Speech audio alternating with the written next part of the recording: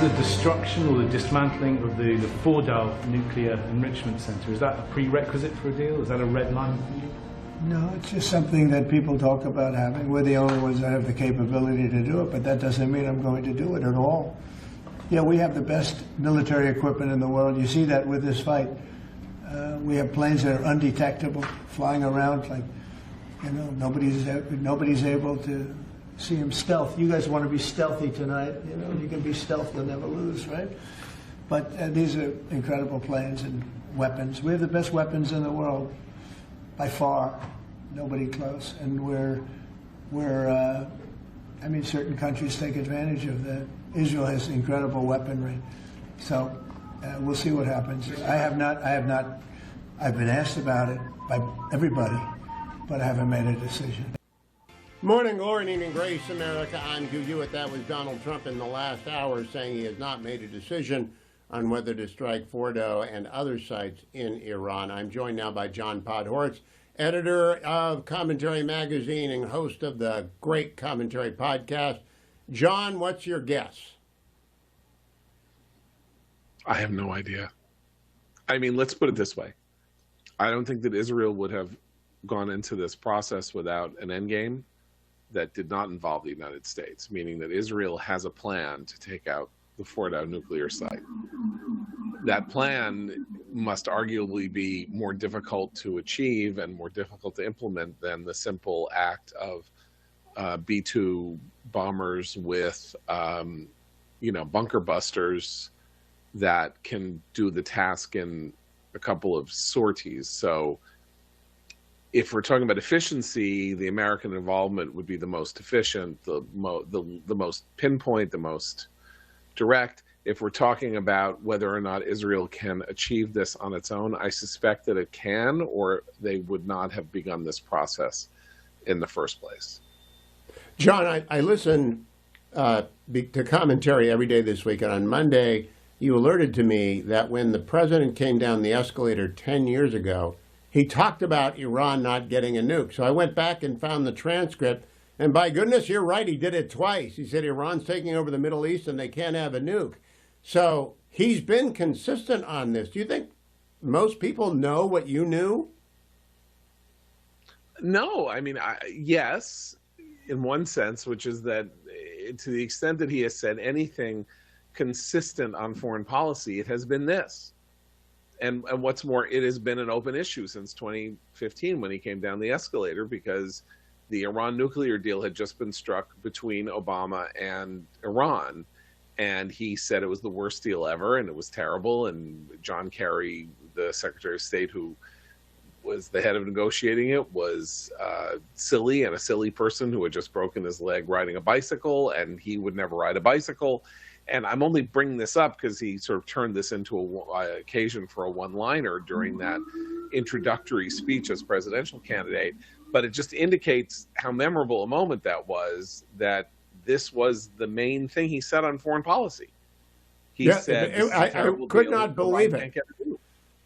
I had forgotten that. I mean, it's literally the only thing, unless you look at immigration as a foreign policy issue, which it is, obviously, to some extent. This was the thing he said, and he said, we have to protect Israel. He said that also in 2015, so it's 10 years later. He said it then, he's saying it now. The idea that he would come in on Israel's side is therefore something that seems obvious in retrospect, but since he had decided to go into this negotiation with Iran in April, in April, around April 11th, 12th, he said, I want to negotiate with them. I want to see what we can do there. I'm going to give it 60 days. And then on day 61, Netanyahu moved. And I really want people to listen to yesterday's commentary podcast, because you talk about God. And you're not like I am. I'm kind of upfront evangelical Roman Catholic Presbyterian. I talk about God all the time. I believe there's an order and a plan. But you I don't associate you with that. You're more Jeffersonian, Lincoln, deist, but not real. I don't really know what you believe, but you've got. I'm not a deist. I'm not a deist. I'm a believing Jew, and I'm an observant Jew. So in that sense, yes. But do I I believe that one cannot look at the survival of the Jewish people or the continued existence of the state of Israel, particularly in the wake of the worst catastrophe the Jewish people ever faced, and say that there isn't something providential going on. The survival of the Jewish people over 2 millennia after they were scattered to the four winds by Rome expelling them from the Holy Land, and nonetheless surviving and remaining on this earth when every tribe of the Middle East of that day has long since vanished into the sands of history, and then returning to the Holy Land and facing down this enemy, developing this astounding army. We're talking about a people, the Jewish people, who had no tradition of military or fighting authority whatsoever, didn't have a country to defend, were generally not drafted into, did not fight for the armed forces of the nations in which they were sort of like an alien tribe. And then they turn around and become this extraordinary, disciplined, powerful, innovative fighting force. Something's going on here that is, Walker Percy, the great novelist. You could call it supernatural, you could call it, you can call it whatever you want to call it. But as I look at this, and I looked at the results of the first 4 days of this campaign against Iran, you have to say, somebody up there likes me. That, I agree, John. Walker Percy wrote a great little piece once on why he believed in God. He said, and someone can explain the Jews to me, I'll stop believing in God. And I've always used that line with people because it's completely dispositive of the argument. Yeah, it's providential. Now let's get very specific. Joe Trusman just posted minutes ago, the IDF announced it carried out large-scale strike in Tehran, targeting over 20 military sites linked to Iran's nuclear weapons development and missile production programs. Guided by the IDF intelligence directorate, 60 Israeli Air Force jets struck weapon production facilities, centrifuge manufacturing sites, R&D centers supporting Iran's uranium enrichment efforts, activities far exceeding civilian energy needs. They also hit factories producing missile components, air defense systems which support attacks on Israel. Earlier in the day, they hit the besiege. I am astonished at their intelligence, John. I think everybody should be astonished by their intelligence, and this goes to show again that not a supernatural element, that in 2005, when Mahmoud Ahmadinejad, then the president of Iran, said Israel's not going to exist for very much longer, following along his predecessor, the Ayatollah Rafsanjani, who said we're going to wipe Israel off the map, Israel, then not governed by Bibi Netanyahu, put into motion a generation-long effort to penetrate Iran, to be present, to retard, to slow down the Iranian nuclear ambitions, and now, as we see, finally to take them out. So what did we see over the course of the last 15, 20 years? The Stuxnet worm, which destroyed Iran's computer mainframe system.